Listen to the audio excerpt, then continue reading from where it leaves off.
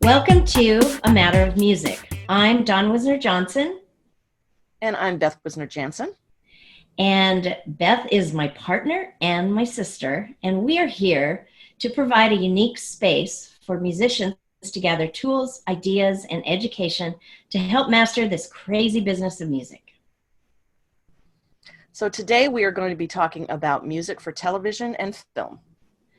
Yes, we're going to kind of do an overview for you about how it all works for sync in television and film. And the first thing you need to understand is what sync is. Sync is anytime music is placed to a visual, and there's a license called a sync license. The proper term is synchronization license. Right. Everybody sync. So it's anytime you marry a song, a composition to visual for video games, for television, film, commercials, anything like that that's a visual medium, you need to get a synchronization license from the copyright holder, who would be right. the...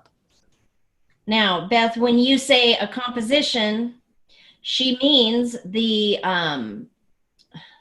you mean the lyrics and the melody and that is the portion of the underlying composition. So there's a couple of things. There's the underlying composition that has two parts to it, two owners to when you write a song, you write a lyric, there's two parts to that. There is the publishing side and there's the writer side. If you are not with a record company, you don't have a publishing deal, you own both sides of that, but it's 50-50 on when there's a payment for the composition. 50% goes to the publisher and 50% goes to the writer or writers. So if you are an independent artist, you would own both of those. There are situations where you might have a publishing deal and they would take your publishing for that. So the publishing side is the one that gets to decide when there is a sync license in play and somebody wants to sync it. So the other thing is the master recording. That is the actual recording part. So that's a third part, but it's completely separate. Right. So there are two parts, and one of them has two halves. So when you hear someone say the master, they are actually talking about the actual recording. Think of it this way. If you had a cover song and you covered that, you create a new recording, but the publisher and the writers over there still own that song. The composition, they still own that. So they have to clear that to be sure that they want that to be synced. But you creating a new master, you are allowed to do that. And anyone can make a new recording. So and we'll go over that in another. We will go over that. But I wanted to explain that before we get into the minutia of the sync license and how that works with a music supervisor. You are going to get paid from the production for utilizing the master recording when you sign a sync license. There will be a fee for that. Those are really all over the map. I don't want to go into even a possibility of the type, except I will tell you. One is depending on what it is. If it's a video game versus a commercial versus a small TV show versus a large production. Right. The front end, which is what you're going to get paid up front for syncing it, is all over the map. The back end is what you get paid months and months later after the thing plays, airs. Right. Those are your royalties. And I will say this about placements. If there is not a back end, so say you're going into television, they know you're going to get paid a royalty. And so there's a front end fee as well. Now in a television show, they use a lot of music now. So the fees have gone down. I'm going to say probably between $750. I've seen them all the way up. You can get paid in the thousands, but for an independent artist, for the front end. For the front end. They also know you're going to get paid on the back end. But think about a trailer or a video game where you're not going to get a royalty. They're probably going to pay you a bit more for that front end license that you're signing. So just wanted to explain that as well. Now, cue sheets and types of payments. As Beth was saying, this is the way you get paid On the back end, we call it, and this is a royalty. On a cue sheet, when you go, let's just talk about television. If you go in as a feature, you're gonna see maybe somebody playing the song in a band, and the television is right on them, and you hear them singing and that sort of thing. When you can see where the music is coming from, you actually see it, right? It's a good way to put it, Beth. Coming out of a jukebox, coming out of a radio, a band. That's a different placement, right? Oh, that is? Okay. Coming out, yes. The feature would be if you're actually performing it. Performing, you can actually see the performer. The jukebox, and over the, if you're in a cafe and it's coming through the radio, we've all been in cafes, there's always music playing. So you don't even always see where that's coming from, but it's coming, from the speakers in the cafe. That is called a background or source. If you ever hear them say source music, that's what they're talking about. They want something, even in a car, you're going to hear it on the radio, and they're talking over it. That's also source. The background and the feature actually pays more, because it's actually a performer doing that song. Pays a little bit more. Montages are a whole different thing. Think about they're wrapping up a whole television show. They're showing you different scenes, and they're going to play your music, and you're not going to hear any talking over that. So a montage is that sort of placement. Depending on the PRO, how this is in the queue, listed in the cue sheet. Some PROs and even some shows will list that as background. I have seen where they're even listed incorrectly. So what Dawn's talking about with the cue sheet is anytime music is used legally, whoever's using it in a film or TV, they need to create a cue sheet, which shows who the songwriter is, what the song is, who the publisher is, where it's, what the PRO, we'll get to that in a minute if you don't know what that is, who the PRO is, the number, that's attached to that song, where it was played, how long it was played for, what type of placement it was. And that goes along with the TV show. So if you've got a TV show that's airing on a network and then later it re-airs on a smaller cable channel or something, the cue sheet should follow it. So that way you will always be getting paid in the background. Yes, those cue sheets are very important. These days, you will get replays for network television. You just think about all the places where they replay things. They put them on Hulu, all these places. All those places, yeah. You're going to get paid. So the cue sheet is basically such an important thing for the musician or someone who gets a placement. You don't always get those. You can ask, but you don't always get them. I'll talk about that later. So now Beth mentioned the Performing Rights Societies. There are actually 4 of these now. There used to be 3. We have BMI, ASCAP, and CSAC, and GMR is the newer one. We usually glance over that and talk about them and don't say much about them. So I'm just going to give them a little more credit, but they are a PRO, a Performing Rights Society, but they are kind of like a club.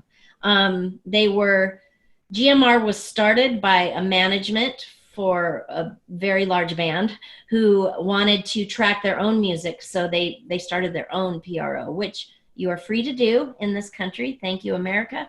I'm not sure. Yeah, these 4 PROs that she mentioned are all the U.S. PROs. They are the United States. Which is Canada. So there's a bunch of different ones. We're talking about the United States at this point. We are. If you're listening from another country and you do want to get placed in United States television, it's always good, even if you have a PRO.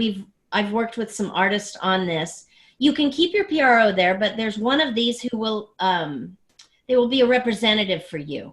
Say you're in Sweden and you are with that PRO, you've been with them for years, you want to pitch to the United States, BMI and that PRO will actually work together just to make sure that everything gets paid out to you and tracked well. So that's... You need to have a PRO before you start. Even if you've got music, it's ready to go, not ready to go, you need to work on getting your PRO. It doesn't cost you anything up front, does it, Dawn? No, it doesn't. The publishing side, it does. If you own your own publishing, you'll want to do that, and it'll cost you a little bit up front, but it's to get your money. So you need to do it. Right. And you need to do it before you are talking to somebody about a sync license. Right. Because they're going to want to know, again, with the cue sheet, it's going to be tracking this. If you're not with the PRO when you get a sync license, you might lose that back end because it's not being tracked. They are the ones who will specifically track that for you. So do it, and do it now. I don't care if you're a singer-songwriter, you've written your first 2 songs, and you're not sure what you're going to do in the world, go sign up. And if you are overwhelmed and you need help, we can help you with that. We can. Or there's several other YouTube videos, people out there who walk you through about how to do these things. You can hire people to do it, or you can figure out how to do it, but do it one way or the other. And the publishing side of signing up for a PRO might be a little more complicated. You know, you can always reach out to us, as Beth said. Or you can reach out to them. Or the PROs are usually very helpful. Yes. The PROs, I've heard stories just recently, a couple months ago, an artist told me that she's got a representative at one of the PROs who is helping her get together with some other writers. And this is really something I would hope they were doing, but when I heard, I was very excited to hear it because she's an independent artist. She's not a commercial artist who has a record deal, and she has a few projects out there in the world, and they understand that she's a good writer. She's interested in doing this and going forward. So the PRO is helping her. They have a representative who does that. So always ask about that. What are some of the things that are available to you through the PROs? There's a lot of things that they can help you with. Never hurts to ask. That's what we always say. Never hurts to ask. Never hurts to ask. Very true. So before you get the sync offer, yes, that's what Beth said. So I'm just making sure I covered that. Going on to syncing your music. What is this one, Beth? The publishing side. So so I said before, there's two sides to the copyright as far as the composition. So you're going to need to have, if you don't own the master license of the recording, that's whoever owns that's going to need to be involved.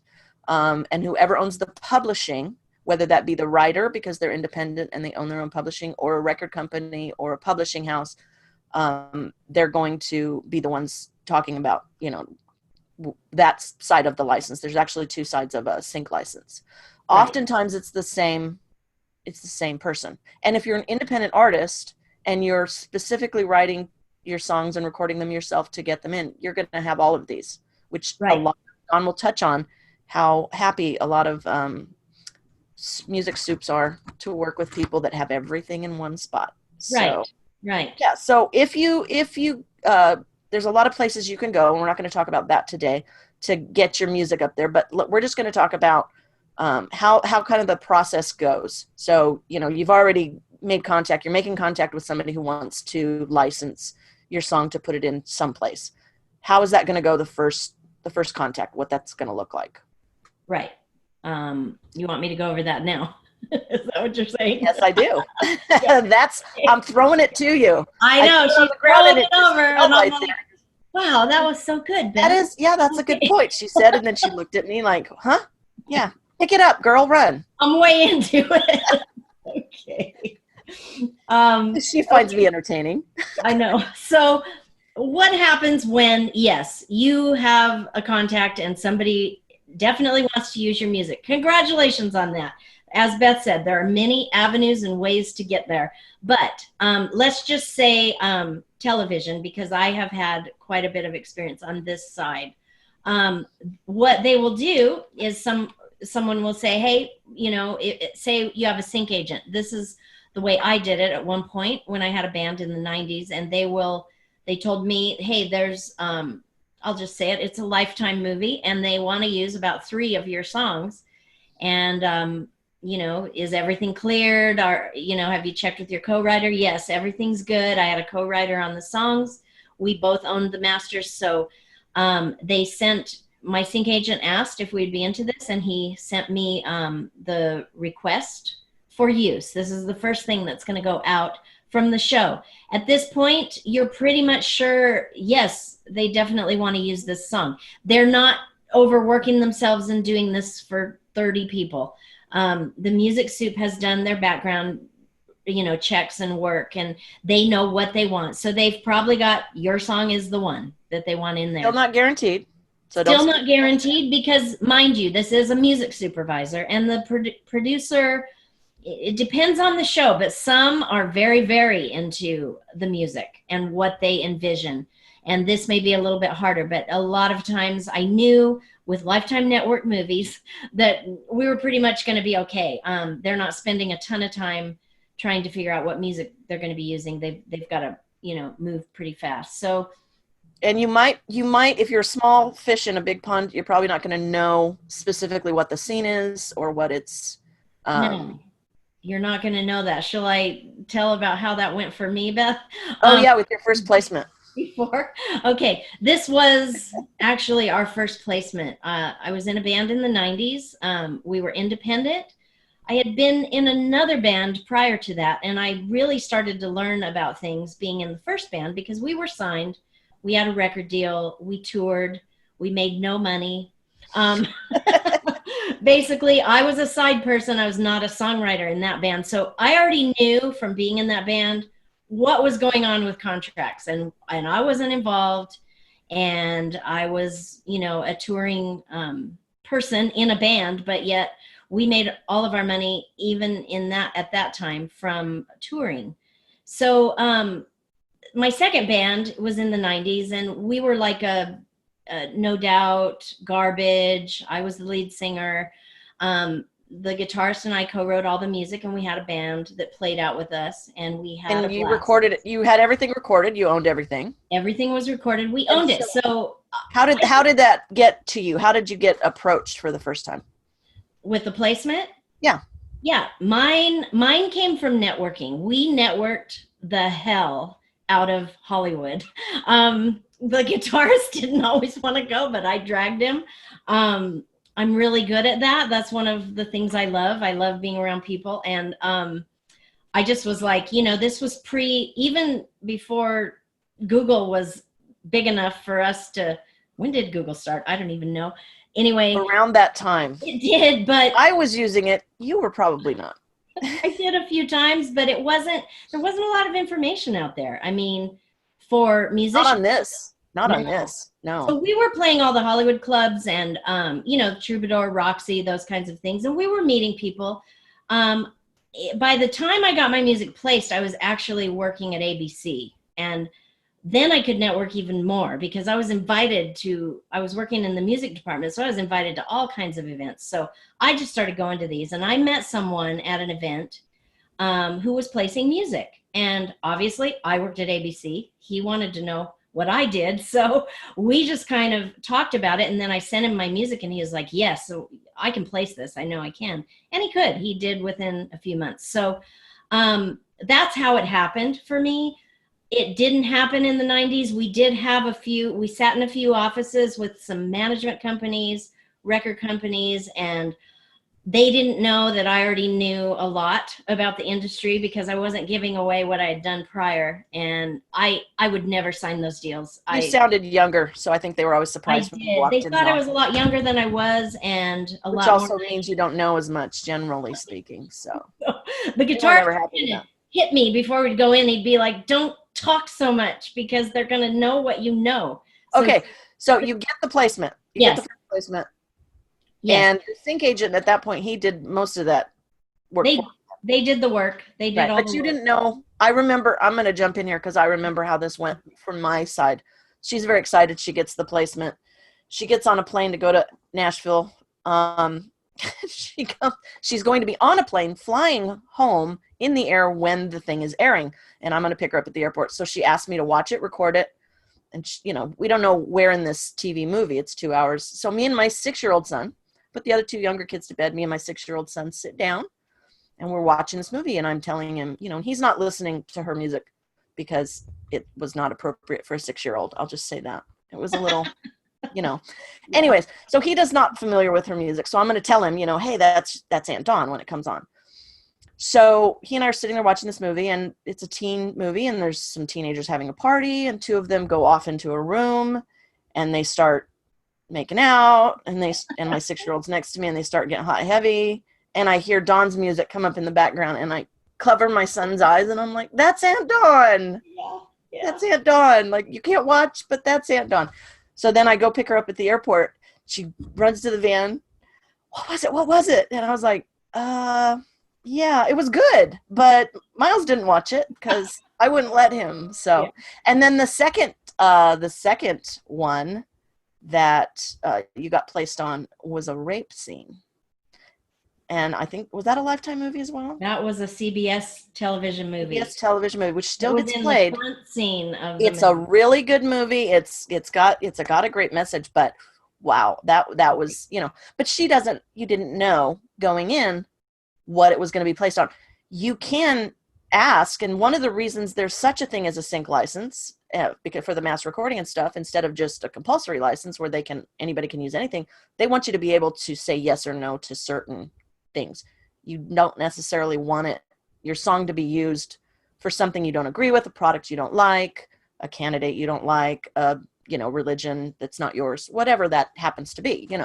You want to be able to have a little bit of say. But when you're small, you're not really going to know what the scene is up front. They're not going to give you a lot of information. You're going to have to let that go, I think. You are. I had to learn that lesson really quick. And I will say this, even to this day, I still get small payments. They're smaller now because they're not in prime time as much or whatever, but I still even see royalties from that. And that was about 18, 20 years ago. Yeah, it was. So that was my son. Yeah. Yeah. Royalties, they do pay off. It is really something that a lot of musicians can use these days. Okay. So first contact, they're going to contact you to request a use. Right. They are going to put terms in there in the request of use. There's going to be in perpetuity, they're going to tell you, which means basically forever. The territory is also going to be worldwide. This wasn't happening even 10 years ago. There were a lot of replacements when they would put music in one show and then they'd put it later, but this is... So they would, a lot of times that what they were doing would be, they would put for a TV show, they would put a song that they really liked. It might've been a big song, but they wouldn't get the rights if it went to DVD, if it went to streaming. So when the streaming started coming up, when people started buying TV shows on DVD, they'd have to replace it. You guys got a placement in one. We did. Roswell. Because they couldn't use the original song. Right. Now they're being more like, we just want it and we want to keep it. Right. So. Exactly. So I'm just explaining that the terms now are pretty much going to be for everything, for everywhere. So you're going to... On any media. Yes.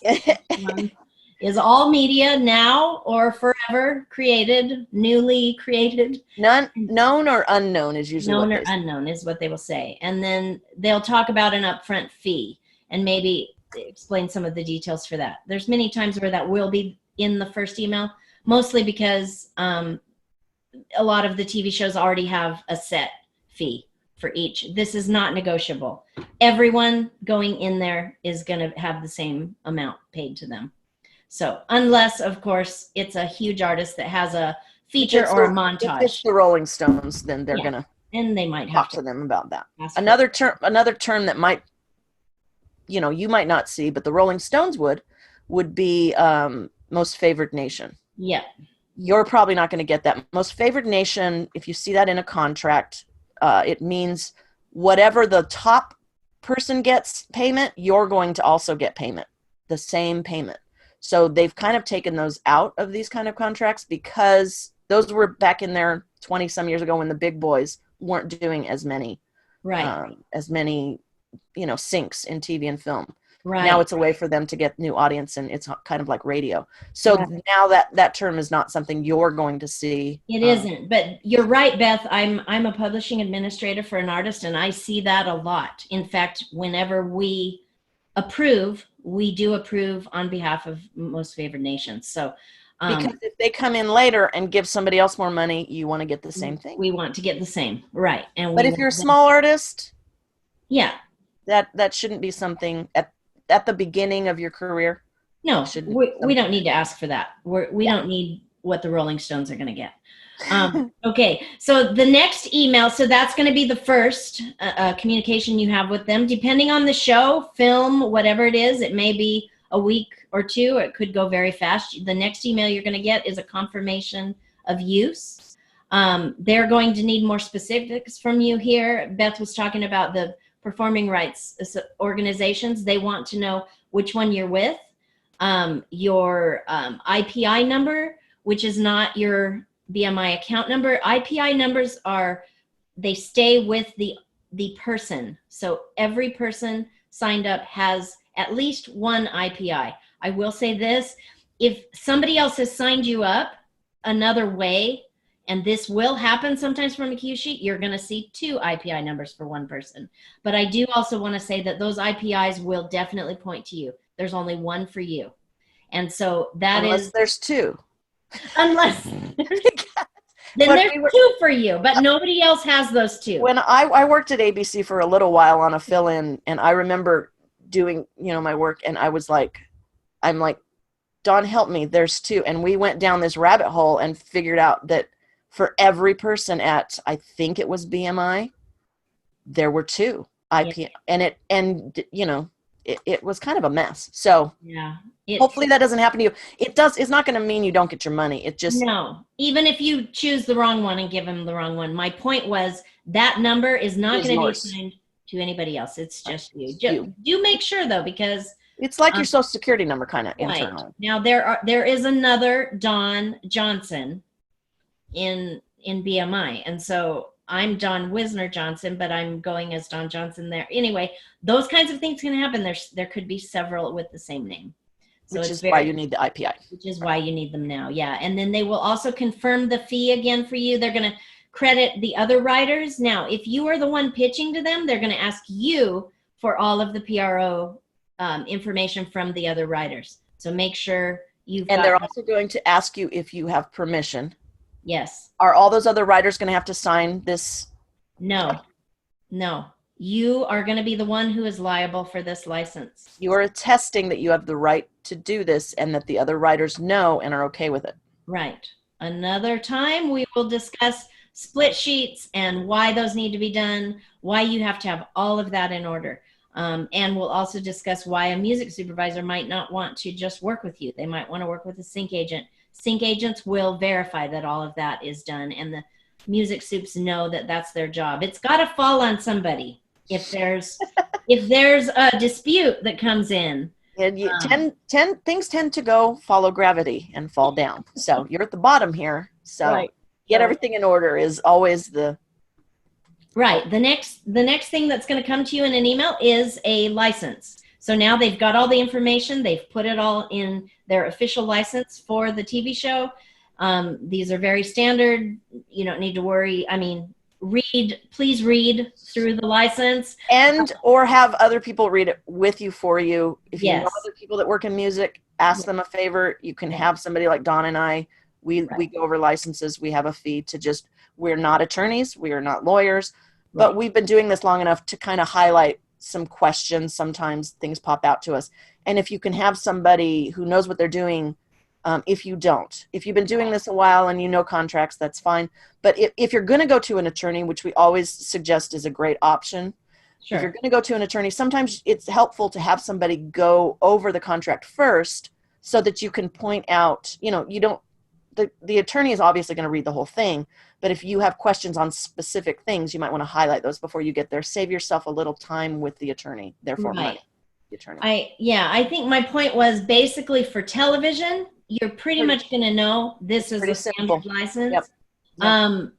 If you're getting into, we've mentioned this before, but there's another, type of thing. We had a person who was on a reality TV show, and those contracts are very long. There's a lot in there, and she wanted to do an original song and did not want to give up her publishing to the company, and Beth and I helped her navigate through that. And so there are options to you with some sorts of contracts, but that is not a sync license. That's a different type of license that you're signing. So. Right, but if you're getting into video games and things, there's different, they're going to have different terms, and there's going to have different, there's a lot of different kinds of sync licenses. So familiarize yourself with it as best you can, but it's pretty straightforward, and you can find information on the internet. pretty easily. The fourth and final contact you're going to see from them is they're going to get information for you for payment. They want to pay you. If it's a big television corporation, it's going to be at least 6 weeks, and I would say longer. They're not going to offer you cue sheet information, but you can ask them if you want. They will most likely tell you what episode it's going to be. They're going to give you that information. So at least they know for artists that, you want people to watch and you want to tell your fans that it's going to be there. So they're going to give you that information. The music supervisors are very good at this too. They're going to, some of them chat on Twitter when their shows are being played, and they're talking to fans, and the fans will say, oh my gosh, I know this artist, I'm so glad. And the music supervisor gets a kick out of that. So some of them are on there and watching. If the fans, they also want to know, did you guys like it, or did you think that was weird what I placed there? So they're being very, very creative. So that information is good for you to have, and so they know. So you can join in the conversation and promote it to your fans. Please join in the conversation when those things are happening. That's very beneficial for you. You will get new fans from the television show. This happens all the time. So that's pretty much how it's going to go if you're going to sync. Sync agents, I mentioned those before. These are people who are in between you and the music supervisor, pretty much, if I can explain that. Sync agents are not a library necessarily. Sometimes they will have what they call a library of music. They also may call it their catalog. A production music library is more, they call that a library. Everything's in a system. People can go search for it. They can use that music. There's fees. Sync agents are a little bit different than that. They are actually out there making, they have relationships with the music supervisors. The music supervisors know they have pre-cleared all of the music that they have. They are searching for independent artists and new kinds of music. So the music soups do as well, but the sync agents are definitely looking for that. They want to have enough catalogs so that if they're asked for something, they have it. So the thing that they will call them is a one-stop, and you can even call yourself this as long as you make sure you have everything in order. Don't call yourself one-stop if you are not one-stop. You don't want to say I'm a one-stop, have a sync agent come to you, ask for a song, and then you go, oh, I got to go ask the other songwriter if that's okay. That's a no-no, because they will probably say goodbye. Forever. Forever. I'm not going to work with you. These music soups are working fast. They are. And so you, as I said, you can call yourself a one-stop. I just want to say that I've been sent disco links from artists who have said, oh yeah, I'm ready to go. And then I'll go to the disco is a format, a website where a lot of television music soups use their site. So you can make your own playlists, because you never, okay, I'm going to say this because I didn't say this up front. Never, ever, ever send an MP3 to a music soup's email. Don't do it. Just don't do it. You will get yourself blackballed very quickly. You want to have a link where you can hear your music, and Disco's that place. Disco is one place. There are other places, SoundCloud, Reverb Nation, that they can listen, and they will. Just let me explain. If the music soup is on this platform, and most of the television ones are, they can drag that in and it goes right into a folder. And that is beneficial to you.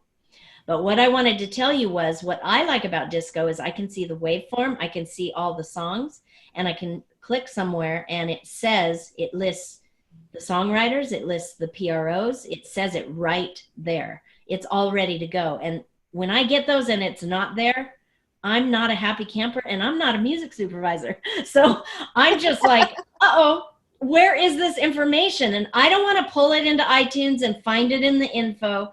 It takes too long. So metadata is something we haven't talked about much, but we are going to talk about this and explain what music soups are looking for. Some of them will say BPM is important. Some will say it's not. I will tell you this, it is important. It is important. When I am searching and somebody says, and this happens to me, it happened to me yesterday in my job. I'm searching, they gave me a sound alike of what they wanted, and I know the BPM. So if the BPM is there, I can search under that and just look at things that are very close. And if you don't know what your BPM is, there's tools online. It's very easy to find it. That's just one example of something that would be in the metadata. But the most important thing, especially for a music student, if you say you're one stop, they want to know, can I see that all the writers are there and all their PROs are listed? PROs, publishers, everything's right there. Makes it easy for them, and they know that you have your ducks in a row, basically. So that is what is very important. So anything else on sync agents, Beth? No, we'll get more into that later. We will. We're gonna do a couple more podcasts on syncing because it's a very deep well to get some information out of, and we'll also all these we'll do more podcasts on a lot of this information that we talked about. So we're just kind of, if we gloss over something and you wanted to know more about that, check back with us. Right. Dawn and I have been working in the industry for a long time, and we have worked in a lot of different areas, and we have a lot of information. And so we don't want to do 5 hours on syncing. So we'll revisit this and go a little deeper into sync agents and different things. Right. And that's one reason we're glad you're here. We've been talking about this for years and we have so much experience in different areas. We've moved around and done different things. Publishing is something that I'm in the minutia of right now. And they say people's eyes gloss over when people start talking about publishing because it's all over the map and there's crazy things, especially when you get into worldwide things that are happening. So a lot of these things are a moving target, but it's really good to have somebody in your court to help you. So we appreciate you tuning in and listening, and we're going to continue to go over a lot of things you could benefit from. So we hope you'll stay with us, subscribe, and we thank you for listening today. This is Dawn and Beth from A Matter of Music.